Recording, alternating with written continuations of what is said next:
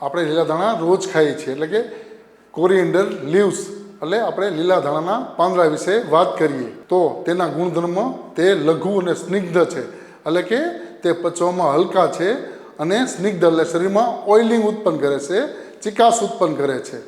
તે તાસીરમાં ઉષ્ણ છે છતાં પણ તે પિત્તનું નહીં પણ ત્રણેય દોષોનું શમન કરે છે. મેઇનલી તેનો ઉપયોગ ડાયજેશન એટલે કે પાચનમાં છે. તે રોચન દીપન પાચન કરનારું છે. રોચન એટલે કે તમને ભૂખ નથી લાગતી, ખાવાનું નથી ભાવતું, અરુચિ થાય છે તો એમાં મદદ કરે છે.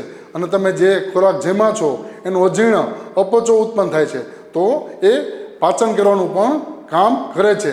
તે તૃષ્ણા નિગ્રહ એટલે કે તમને વારંવાર ગળું સુકાતું હોય, તરસ લાગતી હોય તો તેમાં પણ તમે લીલા ધાણાનો ઉપયોગ કરો તો તેમાં પિત્તનું શમન કરીને ફાયદો થાય છે. લીલા ધાણા ગ્રાહી છે, એટલે કે જે લોકોને ઝાડા થઈ ગયા હોય એ લોકોને લીલા ધાણા આપવામાં આવે તો તેના ઝાડામાં એને ફાયદો થાય છે અને તેને દીપન પાચન કરીને ઝાડા મટાડે છે. જે લોકોને કૃમિ રહેતા હોય એ લોકોએ પણ લીલા ધાણાનું સેવન રેગ્યુલર કરવું જોઈએ.